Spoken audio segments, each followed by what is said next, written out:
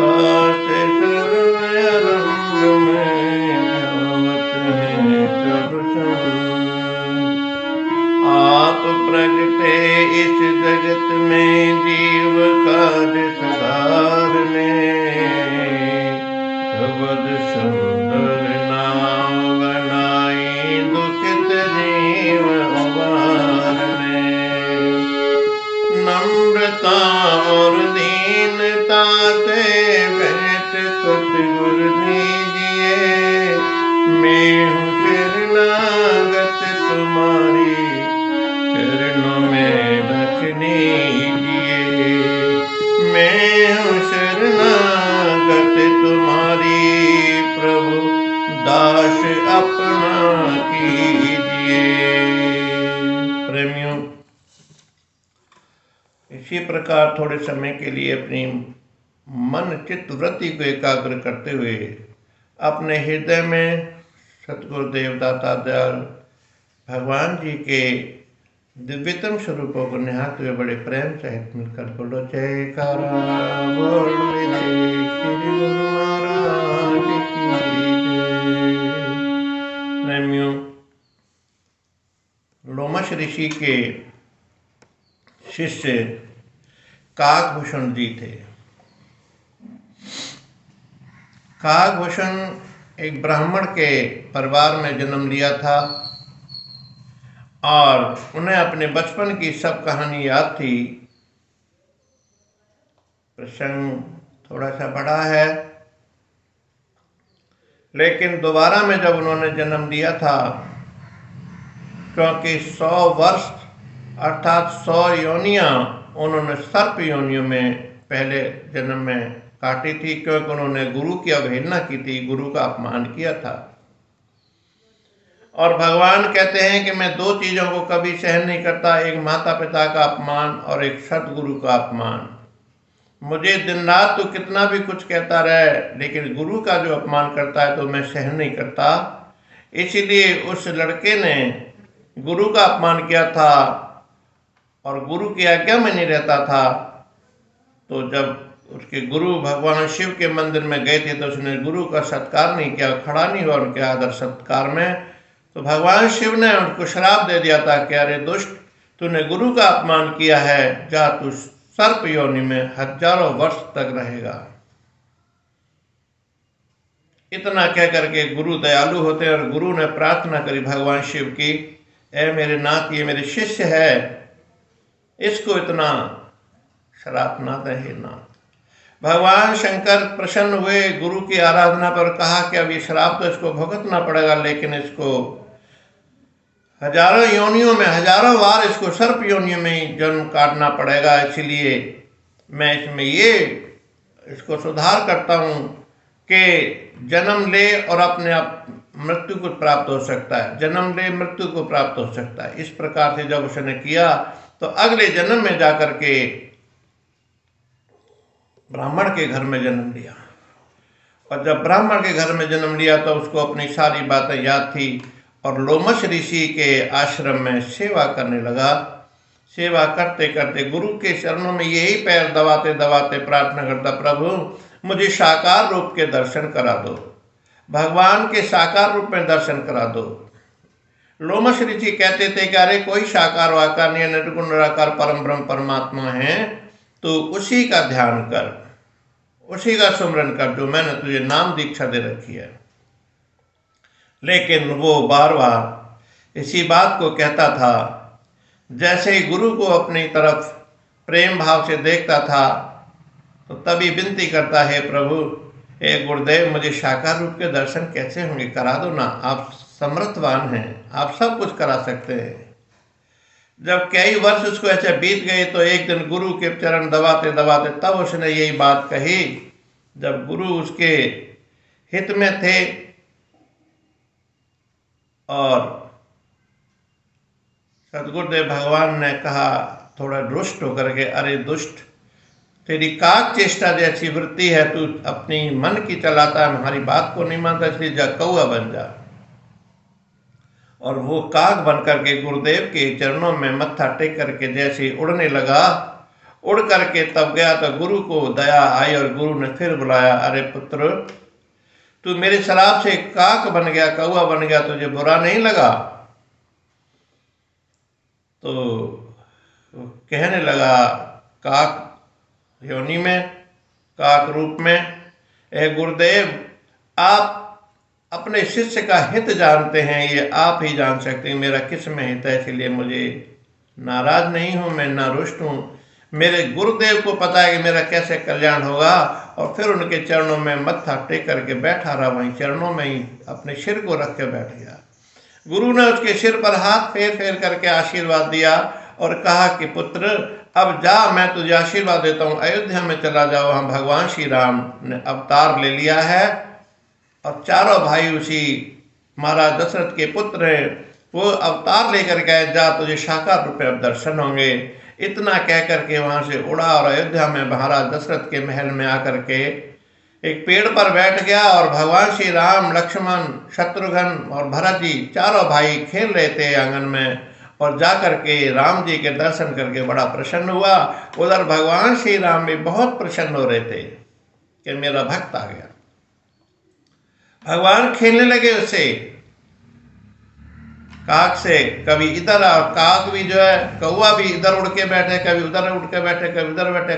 भाई गुरु महाराज जी का आशीर्वाद था कि राम के दर्शन होंगे तुझे, तो भगवान श्री राम भी उसको कभी कुछ खिलाते, कभी कुछ खिलाते। आखिरकार उसके मन में थोड़ी सी फिर शंका हुई कि देखता हूँ कि कैसे भगवान है, और उड़ करके ऊंचे पेड़ की डाल पर बैठ गया। तो भगवान श्री राम ने वहीं से ऊंचे हाथ कर दिया और उसको पकड़ने के लिए, जमीन पर बैठे इतने ऊंचे हाथ हो गए कि मैं पकड़ने आ रहा हूं, वो उड़ करके और आसमान में गया। तब जाकर के फिर वो भगवान ने और ऊंचे हाथ कर दिए। आखिरकार भगवान ने पकड़ लिया और पकड़ करके नीचे लाए और काक को कहा, अब तू दर्शन कर ले। और भगवान श्री राम बहुत जोर से हंसे, खुश हुए, बच्चे थे और काक को अपने पेट के अंदर ले गए और उसको ब्रह्मांड का सब कुछ दर्शन करा दिया कि ये तेरे सदगुरु का ही आशीर्वाद है जो तू मेरे को प्राप्त हुआ है। अब देख ले, दुनिया इसी के अंदर है। जब उसने सब कुछ देखा वहां पे, और देख करके फिर भगवान बड़े जोर से अट्टहास होकर के हंसे, तो फिर काक बाहर आया और गुरु महाराज भगवान के चरणों में मत्था टेक करके कहा, हे नाथ, दया के सागर हैं। तो भगवान श्री राम ने कहा कि अब मैं बहुत प्रसन्न हूं तेरी भक्ति से, और कहने लगे कि काक भूषण तु मांग बर अति प्रसन्न मोहि जान, रिद्धि सिद्धि गणवानिधि सब सकल सजान। ऐ काक, मैं तेरी भक्ति से बहुत प्रसन्न हूँ। आज तू सब कुछ मांग ले, मैं तुझे सब कुछ देने वाला हूँ। रिद्धियां सिद्धियां सभी साधन सभी कुछ दे दूंगा तेरे को मैं। काक बोला, भगवान आज मुझे सब कुछ दे रहे हैं लेकिन भक्ति नहीं दे रहे भगवान। काक ने प्रार्थना की, प्रभु ये आप मुझे दे देंगे, मैं इसको संभाल भी नहीं सकता इतनी संपदा को, इसीलिए नाथ अगर आप मुझ पर प्रसन्न हैं तो हे नाथ मुझे अपने श्री चरणों की भक्ति दे दें केवल, और कुछ नहीं। मेरा मन चित्त बुद्धि आपके श्री चरणों में लगा रहे। भगवान कहने लगे, तो बड़ा होशियार निकला, जिस भक्ति के लिए ऋषि मुनि महापुरुष दिन रात अथक परिश्रम करते हैं, गुफाओं में बैठ करके वो भी नहीं प्राप्त कर सकते, आज तुझे बड़ी सहज अवस्था में ये भक्ति में तुझे प्रदान करता हूं कि एवं अस्तु। इतना कह करके भगवान ने उसको निहाल कर दिया और वो उड़ करके पहाड़ों पर जाके चला गया और वहाँ भगवान की कथाएं करने लग गया। ये बातें काक भूषण जी गरुड़ जी से कह रहे थे, क्योंकि जब गरुड़ को शंका हुई थी भगवान श्री राम पर, कब जब लंका में युद्ध कर रहे थे तो नाग फांस में लिपट गए थे लक्ष्मण और राम, तब गरुड़ जी, नारद जी ने कहा, अरे गरुड़ जाओ, भगवान को तुम नागों से सुरक्षित रखो भाई, तुम यहाँ बैठे हो, भगवान को, राम और लक्ष्मण को नागों ने बांध रखा है, तब गरुड़ जब आए थे और गरुड़ ने नागों से छुटकारा दिला करके भगवान श्री राम को सुरक्षित रखा, तब गरुड़ के दिमाग में, मन में यही बात आई कि कैसे भगवान है जो कि स्वयं सृष्टि के रचयिता है, सृष्टि को चलाने वाले हैं, भरण पोषण करने वाले हैं, और इन नागों से नहीं छूट पाए। ये शंका गरुड़ जी के मन में हो गई, क्योंकि प्रेमियों जब शंका होती है तो आप ये और बात मान लेना कि भक्ति वहां से शुरू होती है। ये भगवान की कृपा होती है। ये भी अब गरुड़ के मन में ये विचलित हो गया कि ये कैसे राम है, कैसे राम है। नारद जी से कहा, नारद जी मुझे इस बात का बड़ा शंका हो रही है, मेरे उतल पुतल हो रही है, चिंतित हो रहा हूं कि कैसे राम है, मुझे कैसे इसका पूरा भरोसा हो, विश्वास हो। नारद जी ने कहा, अरे गरुड़ जी तुमने बहुत बड़ी गलती करी, बहुत बड़ा अपराध किया है। जाओ भैया, तुम्हें भगवान शंकर जी के पास जाओ, वही तुम्हें समाधान कर सकते हैं। भगवान शिव के पास यही प्रार्थना करी, प्रभु मुझे ये थोड़ा सा शंका हो रही है, चिंतित हूं कि कैसे श्री राम है जिनको मैंने खुद छुड़ाया। भगवान शिव ने कहा, अरे गरुड़, तूने मेरे ईश देव प्रभु के प्रति इतनी शंका की है, इसका समाधान मैं नहीं बता सकता, जा तू अब ब्रह्मा जी के पास जा।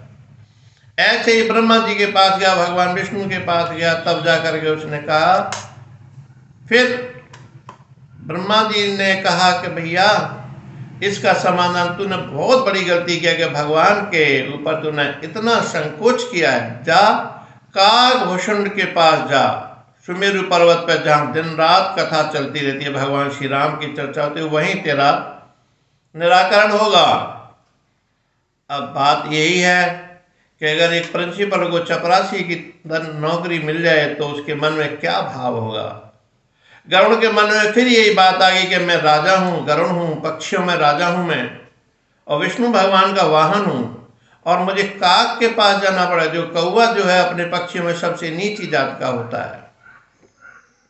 लेकिन मेरे तो मन में चिंतित हो रही है, विश्वास ही नहीं हो रहा, उतल पुतल हो रही है, घबराहट हो रही है, लेकिन मुझे जाना पड़ेगा। और जैसे ही गया तो सुमेरु पर्वत से पहले 1 किलोमीटर पहले से ही जैसे उड़ के गया तो भगवान श्री राम के नाम की जो कथा चल रही थी वो कानों में भी, तो आधा तो शंका उसकी वैसे ही दूर हो गई।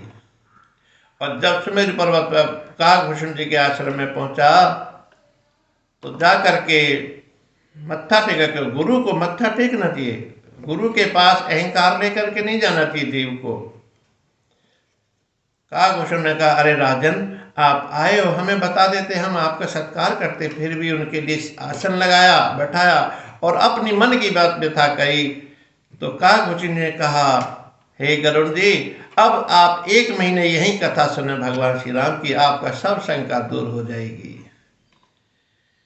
तो जब कथा उन्होंने 1 महीने सुनी, सब शंका दूर हो गई और कागभूषण जी को गुरु मान कर को नतमस्तक हुई। और तो ये बात गरुड़ जी जो थे, ये कागभूषण जी जो गरुड़ जी से कह रहे थे कि गरुड़, मैंने अपनी जन्म में कितने जन्म लिए और किसी भी जन्म में मैंने सुख नहीं उठाया था, और ऐसा कोई कर्म नहीं बचा था जो मैंने कर्म नहीं किए हों।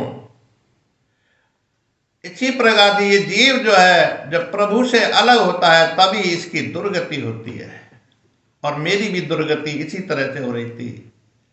कागभूषण जी ने ये समझा रहे थे, कह रहे थे कि लाखों जन्म के हालात मेरे इतने खराब हो गए थे, जो कि जितनी दुर्गति मेरी हुई थी वो मैं ही जानता हूं। तब जाकर के मुझे जन्म, जिसमें मुझे जन्म मिला हो और उस जन्म में मैंने कोई गलत कर्म ना किए हों, आज मैं पूरी तरह से कह रहा हूं कि मैं भगवान श्री राम के नाम का सुमिरन करता हूं। मुझे इससे बड़ा और सुख कोई संसार में मिल ही नहीं रहा। जो आनंद, जो सुख मुझे आज मिल रहा है, ये मैंने सुख का अनुभव कभी अपने जीवन में नहीं किया था। कितने ही दुर्व्यवहार मैंने किया, कितने गलत कर्म किए, कितने धन कमाया, चोरी की, चुकंडी की, लेकिन मुझे उसमें सुख नहीं मिला। और सदगुरुदेव भगवान कहते हैं, क्योंकि उनके जब सत्संग में जाकर के जब ज्ञान होता है नाम के सुमिरन से, तब जाकर के उनको खुशी मिलती है, गुरु उसको ऐसा ज्ञान देते हैं, गुरु ऐसा रास्ता बताते हैं, और जाकर के तब मुझे ये सुख मिला। मैं ब्राह्मण का लड़का था, गुलोमश ऋषि का आज भी आभार करता हूँ कि उन्होंने मुझे काक बना दिया, तो मुझे भगवान श्री राम ने अपनी शरण में लगा दिया था। जब तक जीव की तृष्णा नहीं कम होगी, तृष्णा में खुशी मानता है, वो सुख मानता है, और ये तृष्णा ही हमारा दुख का कारण है। जितना जितना हम तृष्णा करेंगे, तृष्णा से कभी किसी का पेट भरा ही नहीं है। इसलिए भगवान के चरणों में यही प्रार्थना करे, देव ऐ मेरे माधव, मुझे अपने श्री चरणों से कभी अलग मत रखना, क्योंकि जो सुख मुझे आज आपके श्री चरणों में मिला, मुझे दुनिया के किसी भी सुख और वैभव से नहीं मिल सकता और न मिल पा रहा। हे कृष्ण, हे माधव, हे नाथ, ऐ मेरे श्री राम, मुझे अपने चरणों से अलग कभी मत रखना। भगवान की याद में, भगवान के प्रेम में जो जीव इतना अंतर ध्यान हो जाता है तो उसको कितना सुख मिलता है। जिस प्रकार से कि सूर्य के निकलने से सारा अंधकार दूर हो जाता है, उसी प्रकार भगवान के चरणों में आने से, उनके ज्ञान से, उनकी रहनुमाई से हमारा सारा अज्ञान दूर हो जाता है। परमात्मा का दीदार मिल जाता है। और वास्तव में सत्य देखी जाए तो कि बिना सदगुरु के कोई भी ज्ञान की प्राप्ति नहीं होती, बिना सदगुरु के उस परमपिता परमात्मा का भी अनुभव नहीं होता। एक गुरु ही है जो कि उस परमपिता परमात्मा का हमें ध्यान से करा के, नाम की दीक्षा दे करके उस सुख का अनुभव कराते हैं, और दिन रात यही फरमाते हैं कि संसार के जितने सुख में तू फंसा हुआ, ये दुख का ही कारण है। सुख है कहाँ? केवल केवल महापुरुषों के चरणों में। जितना भी संसार में हमें परेखा दिखाई दे रहा है, ये सब दुख का कारण है। इसमें सुख कहीं भी नहीं भासता।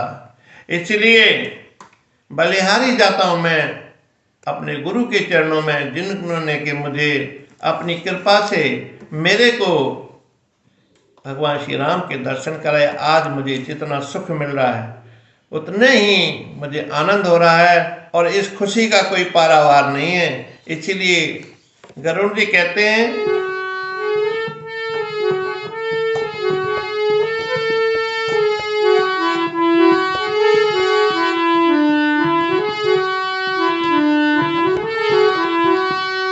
चरणों में तेरे जाऊं बलिहारी, चरणों में तेरे जाऊं बलिहारी।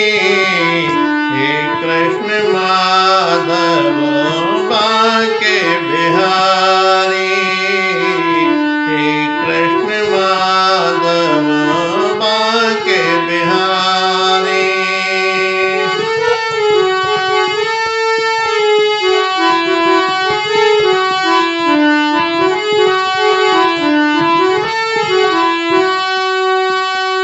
तेरी याद दिल से जाती नहीं है, पलकों में नींद मेरे आती नहीं है।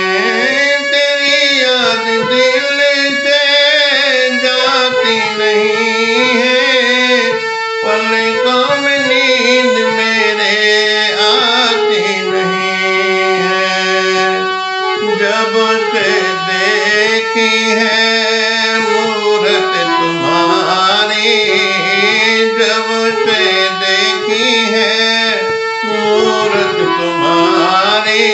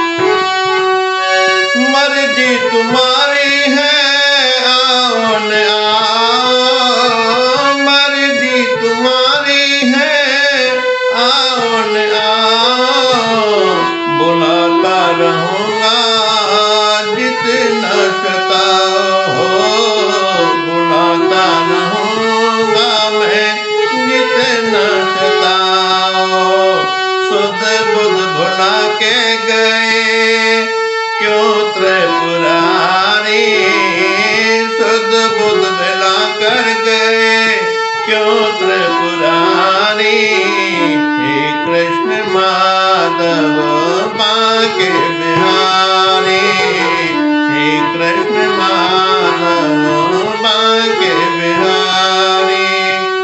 चरणों में तेरे जाऊं बलिहारी, हे कृष्ण माधव।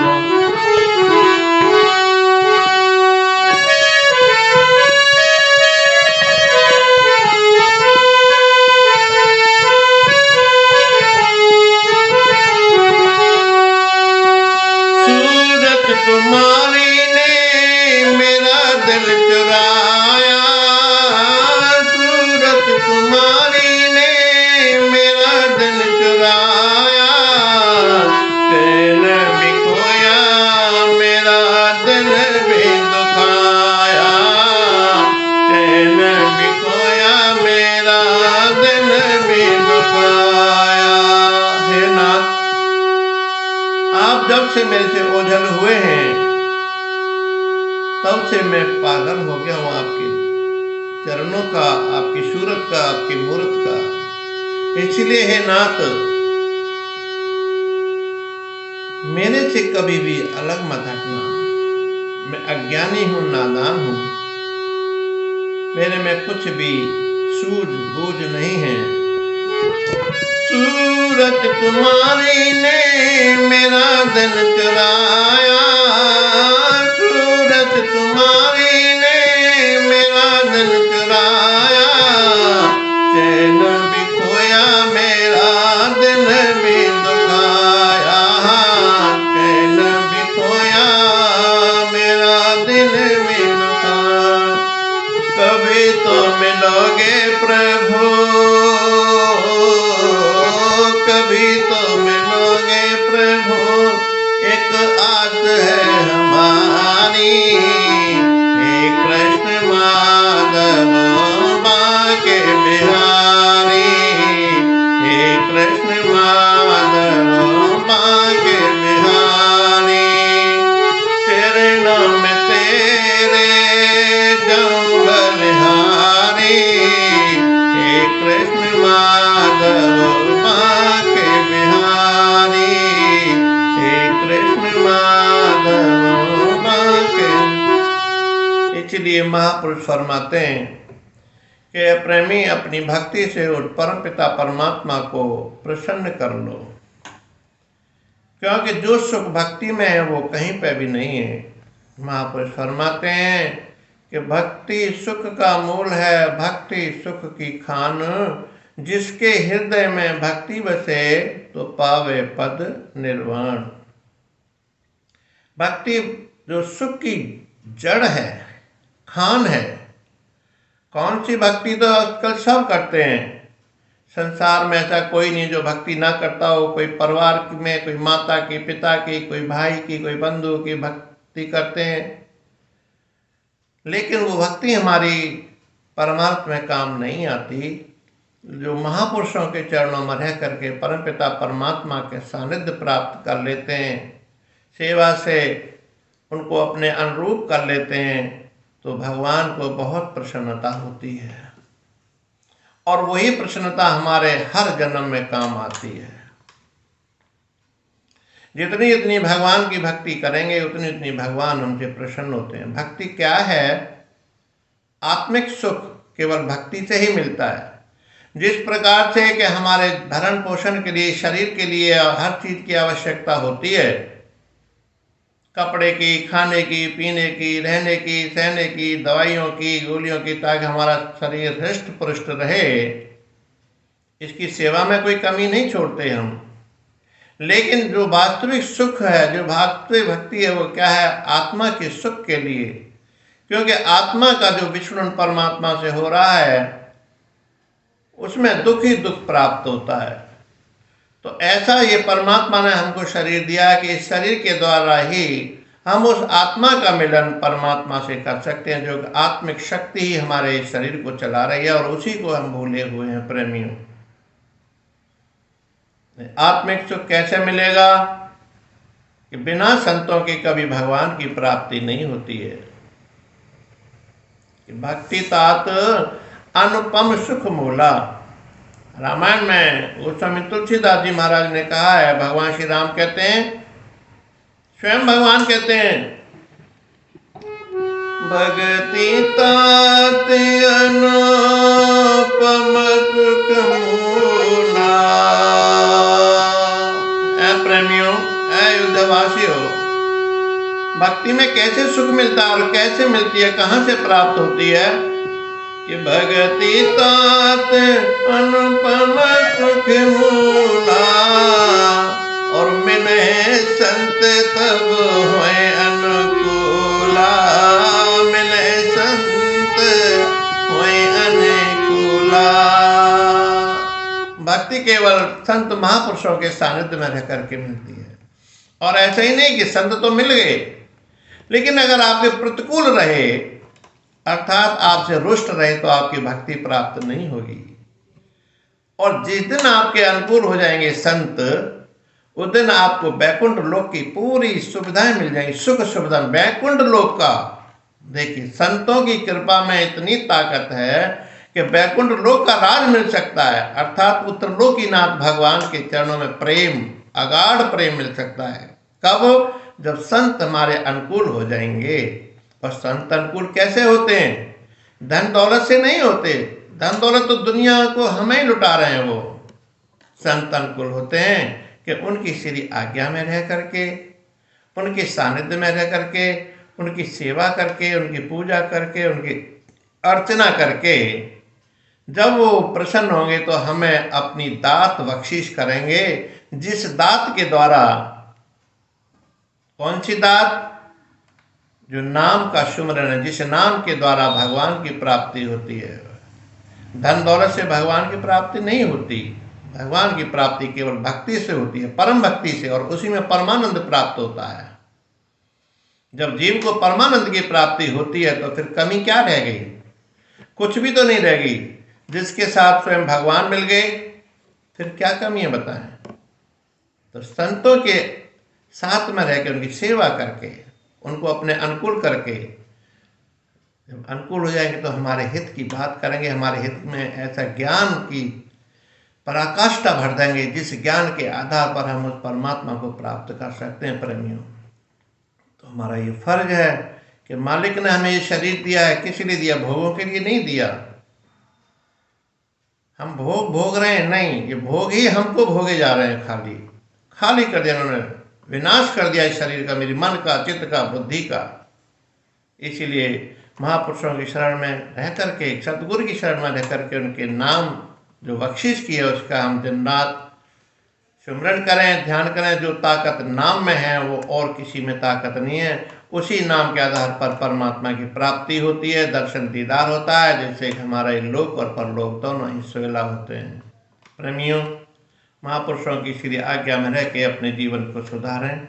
बोलो जयकारा बोल मेरे श्री गुरु महाराज की जय। प्रेमियों, आपसे विनती यही करता हूँ कि मेरे चैनल को सब्सक्राइब और लाइक अवश्य कर दिया करें, कमेंट भी कर दिया करें तो अच्छा है, लेकिन लाइक तो अवश्य करें। जैसे ही देखते हैं एक अंगूठे पे जो निशान बना हुआ है ऊपर की तरफ, उस पर टच कर दिया करें तो लाइक हो जाता है। मुझे भी बड़ी खुशी होगी कि चलिए, जैसा भी मैं टूटा फूटा अपना भजन गुरु माई कृपा से ही कर रहा हूँ या बोल रहा हूँ, ये मेरी ताकत तो कोई है नहीं, मेरे सतगुरु की कृपा है। उनकी कृपा और उनकी रहनुमाई से ये सेवा कर रहा हूँ, तो आप लाइक अवश्य कर दिया करें। बोलो जयकारा बोल मेरे श्री गुरु महाराज की जय।